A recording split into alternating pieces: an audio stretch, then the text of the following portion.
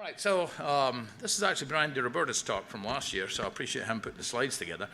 And we're going to talk about open interventions and talk a little bit about grafts, really, and options that are up there. I think the first few slides are really also kind of reviews. You've kind of heard all this. Again, let me broadly speak. A patient walks through the door. The key to decision-making is in the history. Okay, the patient's going to tell you what the problems actually are. And I go through, I take you outside, I put you on Fannin Street, I'll walk you along the street, what's going to happen? And they'll basically say, well, you walk 1 or 2 blocks and then I got to stop. Okay, then you stop, and then we start you walking again. What happens? Same thing happens. I'll walk you up a flight of stairs, go, oh, I can't go up a flight of stairs. How much does it bother you? And so automatically they're categorized into the claudicant group. And the next conversation is, you have an option. You do not need me to do anything. You need me to optimize your medical care. You do not need me to intervene on your lower extremity. I can, and I can probably make you walk further. There's a small chance that I'm going to make you worse, but in most cases you're going to get better. That's their decision. And I see our job as making them aware of what the risks are, and they make a decision based upon objective information I've given them, whether they want an intervention. These guys, on the other hand, they really don't want an intervention, but they're the ones who don't have an option. They got to have something done. And that's the differentiation really between those two categories. It's based upon urgency and necessity. One's got to have it and needs it done soon. The other one can wait. And it's fine to let them go home and say, go home, think about it, come back and tell me basically if you want us to do something about it. And the majority of them just need some sort of reassurance that they're not going to lose their leg. And again, that's the other part of this is, why'd you come here?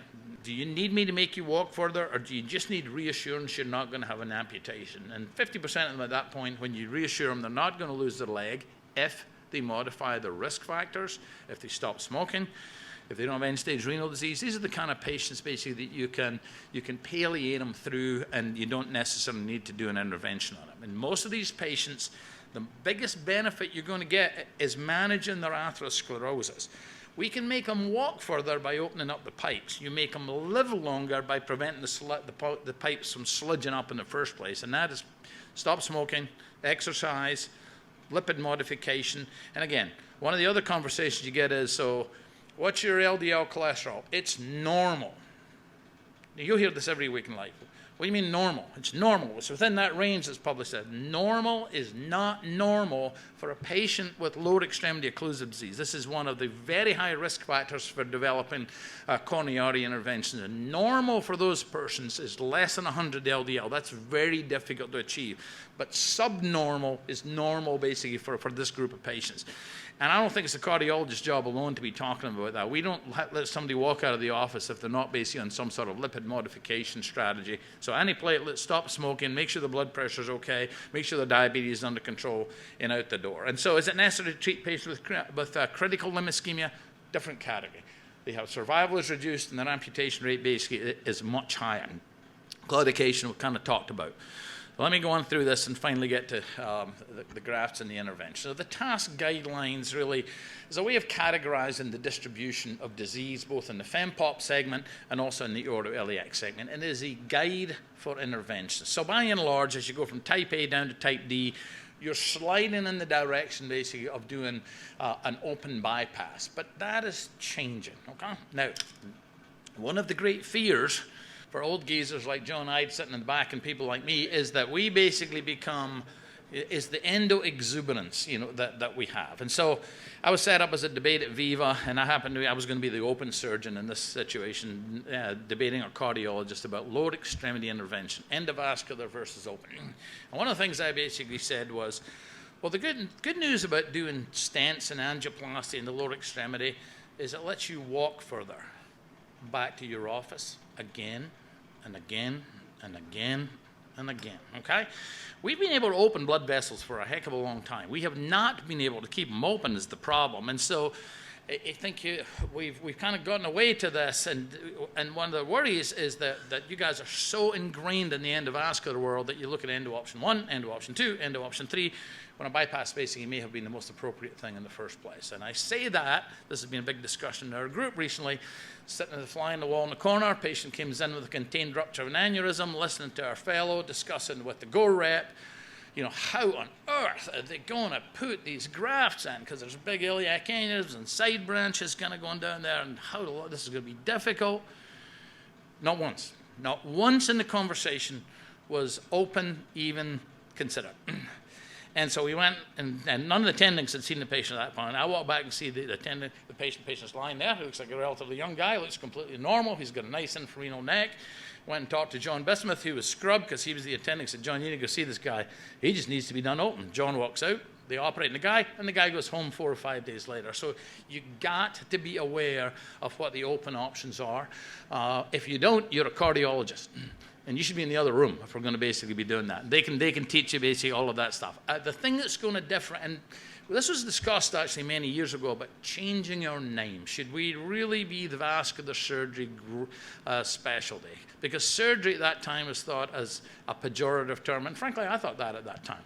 But it's not. It's really what differentiates you from the other folks. And you have to be able to basically see over that. And so we're going to talk a little bit basically about guidelines mainly in the aortoiliac segment and how we're going to basically manage this. So let's go on through it. This is kind of the different distribution that you get in these patients. Nobody's going to argue if you've got type 1, particularly these bilateral focal artificial iliac stenoses, we're going to put a stent in these patients. They don't need covered stents. It's okay. One of the things that's missing off this diagram here is what? What's missing out of the lower end of the aorta that's a major consideration for you? The inferior mesenteric artery. It's like these diagrams you get from the endograft companies. They draw this nice stylized aneurysm. Don't show you all these things called lumbar arteries that are coming in the back that have come to plague us. There's no IMA in there. So one of the things you're always looking at in this is where's the IMA in relation to the disease that we want to stent? Patients don't particularly like it when they come in and they have claudication, they get 2 or 3 blocks, and they end up with a dead colon and a colostomy. That's kind of a bad day basically in the operating room. So you have to know where the inferior mesenteric artery is in relation to that. And as you get down from type 1, type 2, type 3, again, increasingly we're being able to cross these lesions even when they're occluded. But I would submit to you some of these situations, these patients are probably better off early on, basically with an aortobiofem.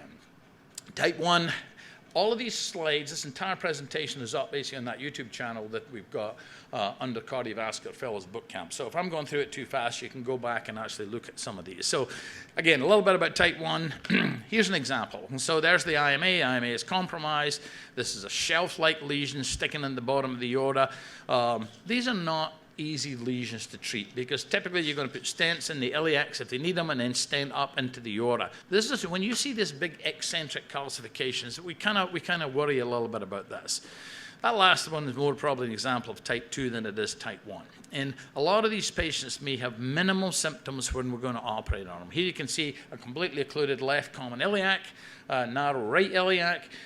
These are difficult to recanalize. You can recanalize them from above, you can recanalize them from below, but don't forget basically aortobiofem as an option. As you get up to type 3, again, sliding in the direction basically of surgery. Most of on the right side, I think most of us would try and recanalize that from an endovascular standpoint, first of all. So let's talk about an aortobiofem. The Achilles heel, I'm going to throw this out to you. We need to get away from groin incisions. Biggest problem we have in our service is a groin incision. Groin incision basically is when you put in an aortobiofem and a fempop going down there, the groin incision infection is a catastrophe when it actually happens. And one of our research fellows, I don't know if he's here, is very interested in lymphatic drainage. And I've gotten very interested in it. How do we get away from having a groin incision?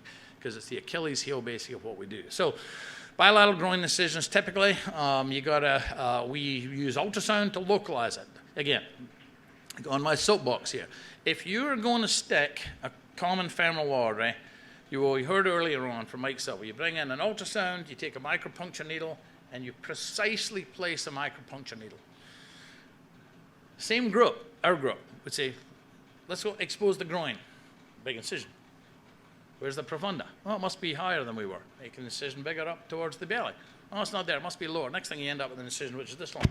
The same guys who will use a micropuncture needle to target a place in a needle, and it's frankly irrelevant if you hit the wrong thing, Don't use the same kind of imaging to target a surgical incision, which may be much more important than it is basically doing something with a micropuncture needle. So precision surgery is the name of the game.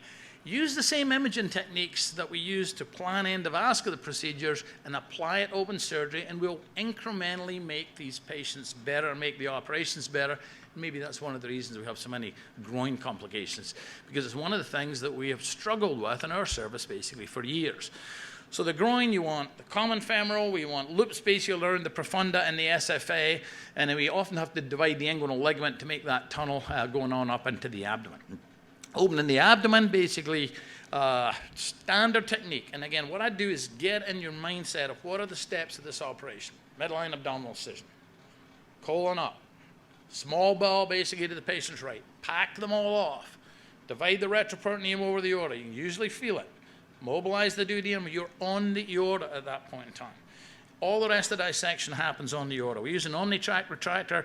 You need some sort of self-retaining retractor. It's the difference between being able to do these things easily and it being very difficult with all the bowels, in your face. And once you're on the aorta, you stay on the aorta, down to the bifurcation, up to the renal vein, and find out basically the soft spots that you're going to basically operate on them.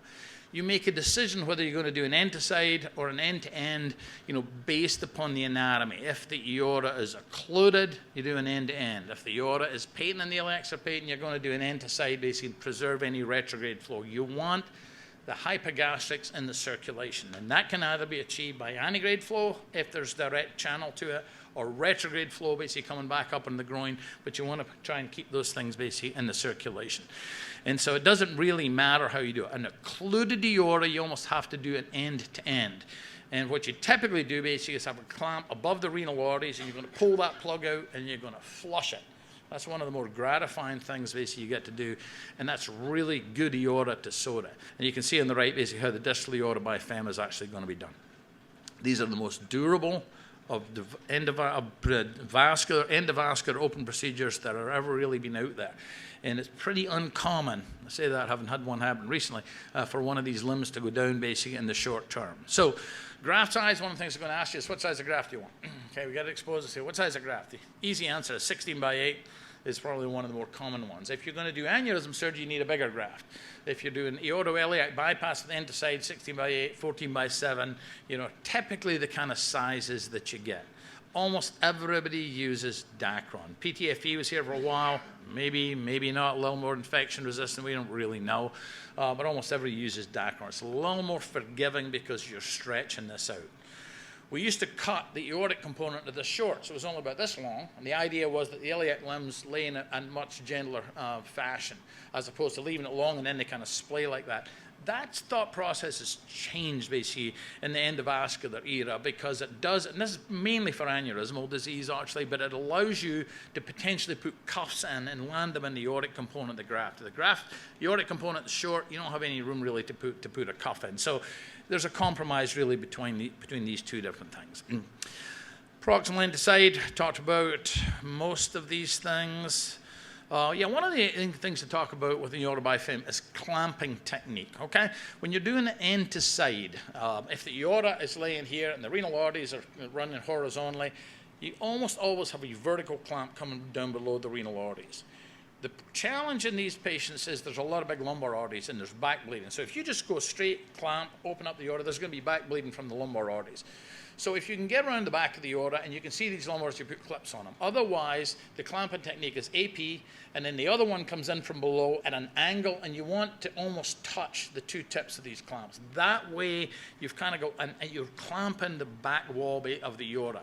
Then you open it up, there's a bunch of cheese usually inside that thing, you clean it out, you may have to do a limited endarterectomy, but these are by and large pretty easy to actually sew. Complications with any aortic surgery. The renal is the most common complication after a aorta bifem is what? What's the most common complication? Same as any other laparotomy. Atelectasis, pneumonia. It's not all this stuff that's up here. It's just like any other laparotomy. The common complications are basically the same ones you'd tell somebody if they were going to have their colon removed. But they also get these other components. And colon ischemia is a bad day. I'm not sure I've ever seen a patient survive who gets mesenteric or colonic ischemia after an aortic operation. We can torture you for a few months, but in terms basically of long-term survival, so it's a bad thing when it happens. It's very difficult to pick up post-op. And so we always check the mesenteric, the flow in the sigmoid colon before we leave the operating room. Graft occlusions we've talked about. Aortic endarterectomy, very limited application basically in something such as this. I'm getting flashed at here, so I'm going to stop there. Again, all of this stuff is available online. We'd encourage you to use that and to give us kind of some feedback on how those videos are. Thank you again for your attention. I think we're going to hand it off to John. Thank you. Thanks, Dr. Lumsden.